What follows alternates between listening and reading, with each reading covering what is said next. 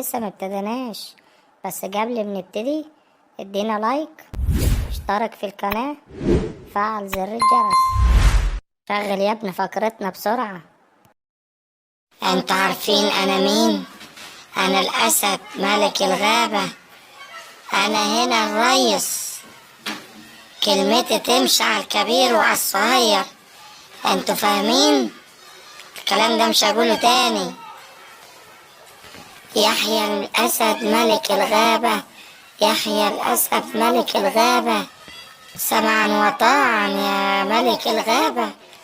احنا عارفين ان انت اسد ملك الغابة، محدش فينا يقدر يكسر اوامرك. انت تؤمر يا ملك واحنا علينا التنفيذ، ما عندناش ملك غيرك. الاسد ملك الغابة. ملك الغابة قال لما انت ملك الغابة امال انا بايه؟ اصبر عليا هتكتكلك وهعرف اوقعك يا اسد. سلام للاسد ملكنا وكبير غابتنا. السلام للجرد، انت حبيبي يا جرد، انا ما اقدرش استغنى عنك.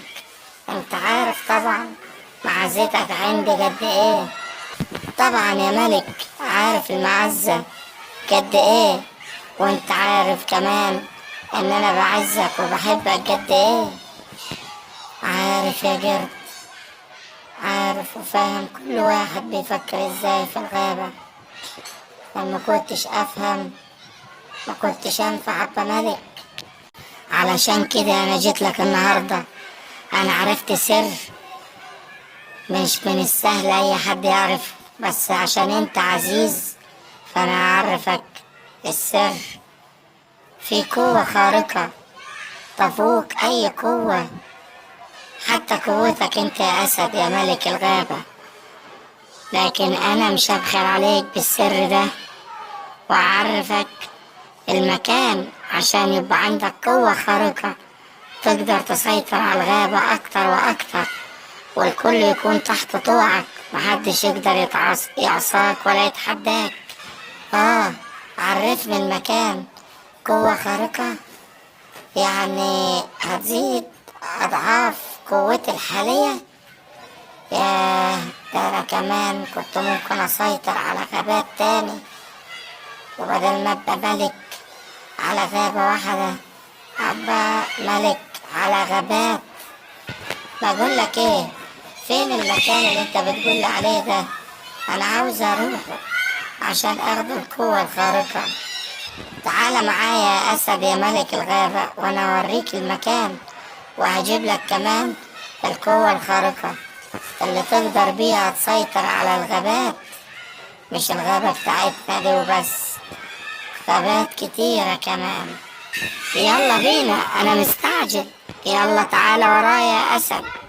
جرب، احنا ايه الحتة الضلمة اللي احنا دخلنا فيها دي؟ وبعدين احنا وصلنا ولا لسه؟ وصلنا يا اسد، ما تقلقش. انا عارفك انت ملك الغابة وجد المكان الضلمة ده وهتتحمله. لا لا، ما تفتكرش ان انا خايف من الضلمة، انا ما بخافش من الضلمة، بس انا مستغرب ان احنا دخلنا مكان زي ده. القوة الخارقة في المكان ده. انتظرني يا ملك وانا هجيب لك حاجة تاكلها. اول ما تاكلها هيبقى جواك قوة خارقة تقدر تسيطر على الغابات اللي حوالينا وتعمل كل اللي انت عاوزه. مفيش مشكلة يا جرد، انا في انتظارك، بس متأخرش عليا. ايه ده؟ يعني الجرد اخر عليا؟ وايه الاصوات الغريبة اللي ما تسمعها؟ هو الجرد عامل فيا مؤامرة ولا ايه؟ لو اتضح ان الجرد عامل مؤامرة انا هعرف اتصرف معاه كويس خالص. ايه، عدت عليا ربع ساعة وانا واقف في الدنيا الضلمة دي والاصوات الغريبة المخيفة. عدت ساعة والجرد ما جاش. ماشي يا جرد، حسابي معاك بعدين لما اشوفك. انا هتكل على الله ارجع ولما نتقابل يا جرد. طبعا دي كانت خدعة من الجرد الأسد، لكن الأسد مسابش حقه.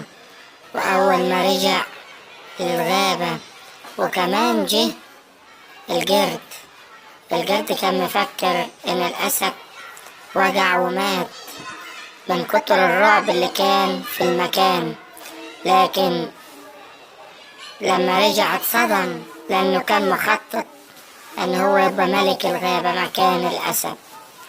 أول ما شافه الأسد قال له تعالى، انت خدعتني وضحكت عليا، لكن أنا مش هسيب حقي.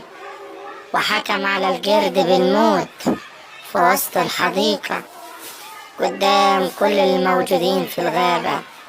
وفعلا الأسد مسك القرد وابتدى ينهش فيه بسنانه لحد ما كل قدام كل الموجودين في الغابة. احنا كمان يا ريت ما نوصلش لمراحل الخداع والكذب، لأن الخداع وحش وصعب. بلاش نخدع بعض ونضحك على بعض، لأننا كده هنبقى تشبهنا بالقرد وبالأسد. لو تشبهنا بيهم هنحول حياتنا غابة، هننهش في بعض ونقطع في بعض. وإحنا ربنا خلقنا نمتاز عن كل الحيوانات بالعقل، بالمحبة، بالطهارة. فبلاش نبقى زينا زي الحيوانات. أنا أشكركم مشاهدينا الأعزاء على متابعة القناة، وبنقول لك ما تنساش تضغط لايك، تشترك في القناة، تفعل زر الجرس.